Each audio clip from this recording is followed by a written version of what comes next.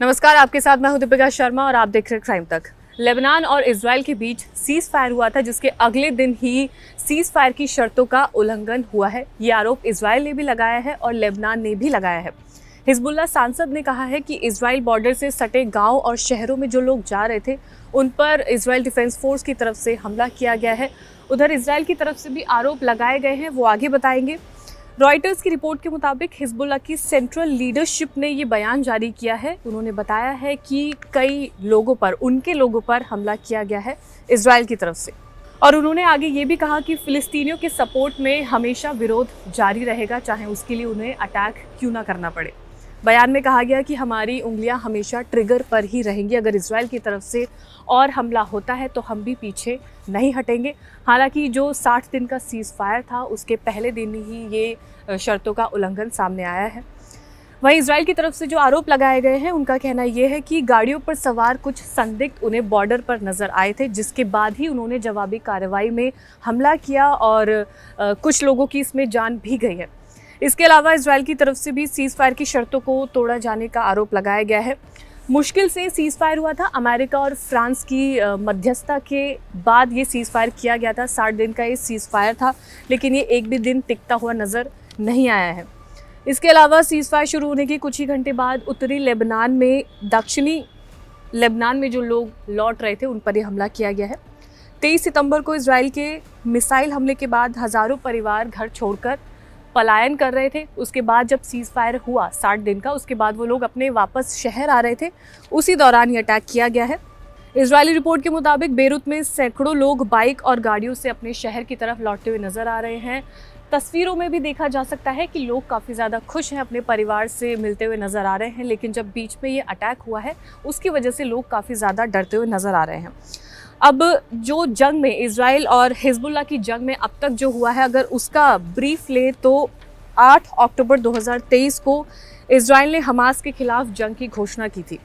Gaza पट्टी में operation iron sword चलाया गया था। इसके अलावा 23 अक्टूबर 2023 को इजराइल का गाज़ा में ग्राउंड ऑपरेशन शुरू हो गया था।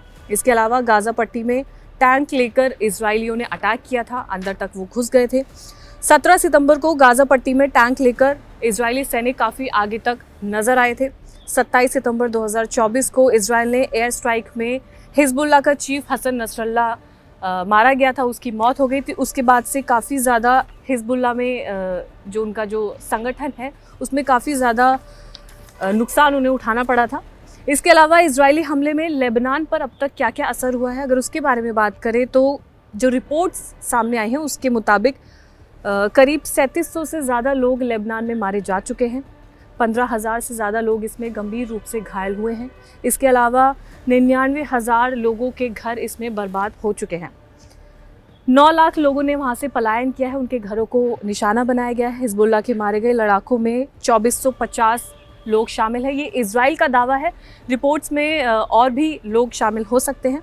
इजरायली सैनिकों की मौत में, लेबनान में जो मौत हुई है इजरायली सैनिकों की, उसका आंकड़ा 70 से ऊपर का बताया जा रहा है। इसके अलावा अब जब हिजबुल्लाह और इजराइल के बीच में सीज फायर हुआ है, तो हमास ने भी ये कहा है कि वो भी सीज फायर के लिए तैयार है, लेकिन उसकी भी कुछ शर्तें हैं। हमास के अधिकारी ने बताया कि मिस्र, कतर और तुर्की के मीडिएटर्स को उन्होंने जानकारी दे दी है कि वो भी सीज फायर करने के लिए अपनी सहमति दिखा रहे हैं। युद्ध विराम समझौते और कैदियों की अदला बदली के लिए हमास भी तैयार हो चुका है। इसके अलावा उसका कहना यह है कि वो इजराइल के 10 बंधकों के बदले 1000 फिलिस्तीनियों और हमास के लड़ाकों की रिहाई चाहता है। इस पर सबसे बड़ा सवाल ये है कि इजराइल के प्रधानमंत्री बेंजामिन नेतन्याहू इस बात पर मानते हैं या नहीं, क्योंकि 100 बंधकों के बदले 1000 फिलिस्तीनियों की रिहाई करना सबसे बड़ा सवाल हो सकता है। अब इसमें सवाल ये भी उठता है कि अब क्या होगा, क्योंकि सीज फायर के दूसरे दिन ही ये उल्लंघन, शर्तों का तोड़ना नजर आ रहा है। तो नेतन्याहू का कहना यह है कि सीज फायर के नियमों के तोड़ने पर सेना को तैयार कर दिया गया है, यानी कि आईडीएफ तैयार है। उल्लंघन होने की स्थिति में आईडीएफ कुछ भी कर सकता है। नेतन्याहू का ये कहना है सीज फायर भी तभी आगे बढ़ेगा अगर लेबनान की तरफ से अब कोई भी अगर हरकत होती है तो सीज फायर रोक दिया जाएगा, और अगर लेबनान की तरफ से कोई भी शर्तों का उल्लंघन नहीं होता है तो सीज फायर को बढ़ाने पर नेतन्याहू सोच सकते हैं। हालांकि इस पे सीज फायर बढ़ेगा नहीं, अभी तक उस पर कोई भी पुष्टि नहीं हुई है।